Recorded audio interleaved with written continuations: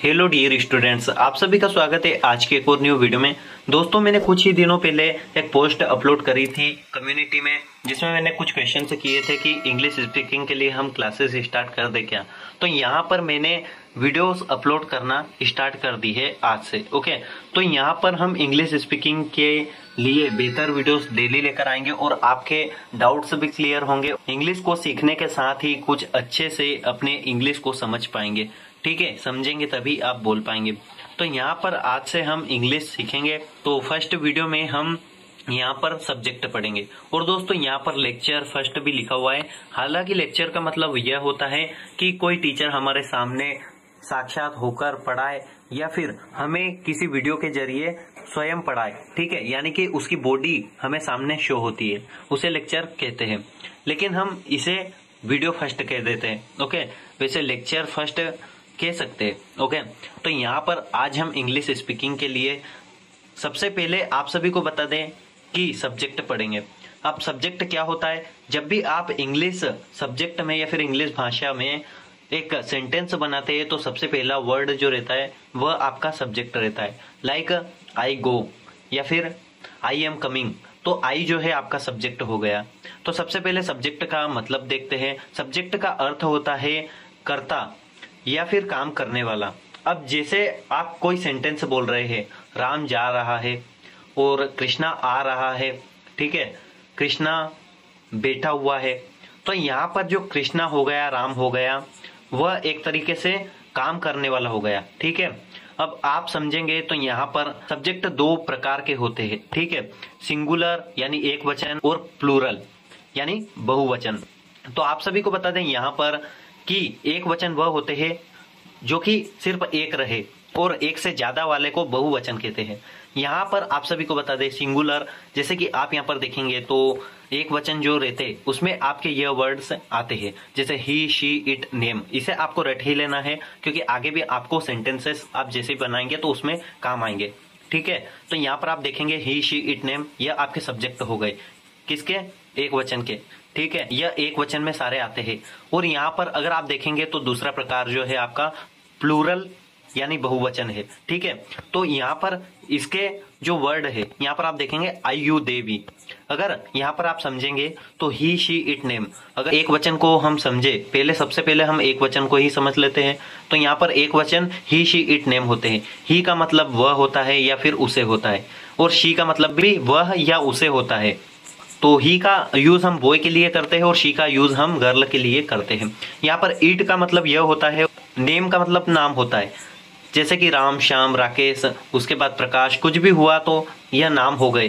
तो नाम जो भी हो गया वह एक वचन में आएगा। तो ही, शी, इट, नेम ये सारे एक वचन है। ठीक है, अब दूसरा प्रकार है आई, यू, दे, वी। अब आई तो वैसे हम अगर जाने इसे तो आई में, यानी कि यह तो एक के लिए इस्तेमाल हो रहा है, फिर इसे बहुवचन में क्यों रखा गया है? तो आप सभी को बता दें कि इसे उस अकॉर्डिंग रखा गया है जैसे हम कभी एक सेंटेंस बोलते हैं, थोड़ा सा अगर आप हटके देखेंगे तो मैं जा रहा हूं। तो अगर हम किसी बड़े से बात करेंगे तो हम खुद के लिए बोलेंगे, यानी कि मैं खुद के लिए बोलूंगा कि सर हम जा रहे हैं, हमें छुट्टी चाहिए। तो यानी कि आई जो है वह हम के लिए हम यूज कर रहे हैं। तो यहाँ पर समझते हैं आई का अर्थ है यहाँ पर मैं या मुझे, और यहाँ पर यू का अगर आप मतलब देखेंगे तो तुम या तुम्हें, और दे का मतलब है वे या उन्हें, वी का मतलब हम, हमें, हमारे। ठीक है, तो आई को जैसे मैंने आपको समझाया, जैसे हम किसी बड़े से बात कर रहे हैं तो हम ऐसे कहेंगे कि सर मैं जा रहा हूँ।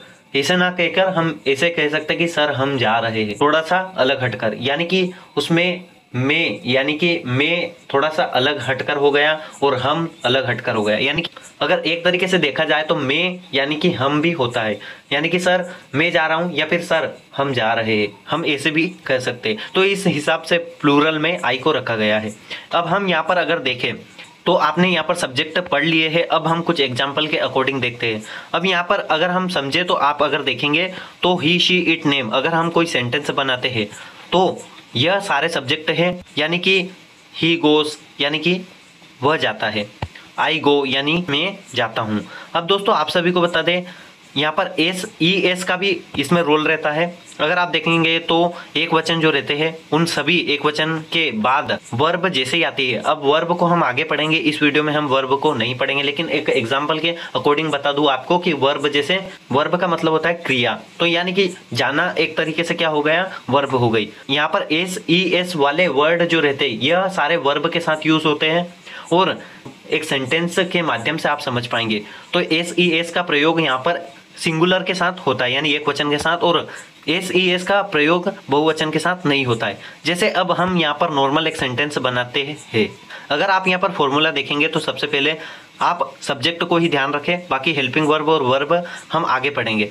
वैसे ऑब्जेक्ट भी अभी हमें जरूरत नहीं है ऑब्जेक्ट की भी, तो यह फॉर्मूला हो जाता है। और वर्ब दो टाइप की होती है, हेल्पिंग वर्ब और मेन वर्ब, यह आपको आगे पढ़ाएंगे हम। तो यहाँ पर एक तरीके से आप ये मान लीजिए वर्ब का अर्थ क्रिया होता है। अगर हमें कुछ कुछ वर्ड पता हो तो गो का मतलब जाना, कम का मतलब आना, तो यह एक तरीके से क्रिया हो गई। अब अगर हम एक सेंटेंस बनाए तो यहाँ पर आपको एस या फिर ई एस का अर्थ समझ में आएगा।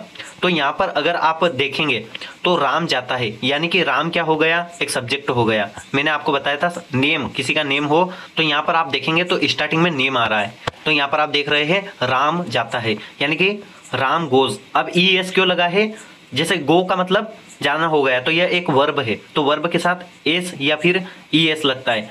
तो यहाँ पर अगर आप देखेंगे तो गो का मतलब जाना हो गया और वर्ब के साथ एस ई एस लगता है, तो राम क्या है, यहाँ पर एक वचन है और एक वचन के साथ एस ई एस लगता है, यानी कि राम जाता है। अब आप दूसरा देखेंगे मैं जाता हूं, यानी कि आई गो। अब इसमें एस ई एस क्यों नहीं लगा, यहाँ पर आपको बता दे कि S E S plural subject में नहीं लगते, यानी कि आप अगर देखेंगे तो आई गो, यानी कि एस ई एस नहीं लगा। क्यों, क्योंकि इसमें मना है, प्लूरल के साथ एस ई एस नहीं लगता है। तो आप यहाँ पर देख सकते हैं। बाकी यह अब एग्जाम्पल पे आप देख सकते हैं, तुम जाते हो, यहाँ पर अगर आप देखेंगे यू गो, यानी कि एस ई एस नहीं लगा है, यू गो। यहाँ पर आप देख सकते हैं क्योंकि सिंगुलर के साथ एस या फिर ई एस लगता है और प्लूरल के साथ एस या फिर ई एस नहीं लगता है। तो यहाँ पर आई थिंक आप समझ गए होंगे। अब यहाँ पर एस ई एस का यह रोल रहता है कि किसी किसी वर्ब के साथ ओ लास्ट में रहता है तो ई एस आता है। तो दोस्तों अभी आपने बस इतना पढ़ लिया, वही आपके लिए काफ़ी है। बाकी हम आगे भी बहुत कुछ चीज़ें सीखेंगे। तो आज हमने सब्जेक्ट पढ़ लिए हैं, आगे की क्लासेस में हम और भी आगे के वर्ब और हेल्पिंग वर्ब, मेन वर्ब किसे कहते हैं यह सीखेंगे। वर्ब ही दो टाइप की होती है, वह आपको आगे बता देंगे। चलिए आज की वीडियो में बस इतना ही, मिलते हैं आपसे नेक्स्ट वीडियो में। तब तक के लिए, आगे के लिए ऐसी वीडियोस पाने के लिए चैनल को सब्सक्राइब कर लीजिए, क्योंकि आगे भी ऐसी वीडियोस आएंगी, ठीक है, इंग्लिश स्पीकिंग से रिलेटेड। अगर आप स्किप करेंगे तो आप सीख नहीं पाएंगे, क्योंकि रेगुलर आप रहेंगे तो आपको जहाँ से इंग्लिश स्टार्ट करनी चाहिए वहाँ से आपको समझ में आता रहेगा। तो आज की वीडियो में बस इतना ही, हमने श्री गणेश आज से किया है। चलिए चैनल को भी सब्सक्राइब कर लेना, इंस्टाग्राम पर आप फॉलो कर सकते हैं। जय Shri Mahakal, Vande Mataram, take care, good bye.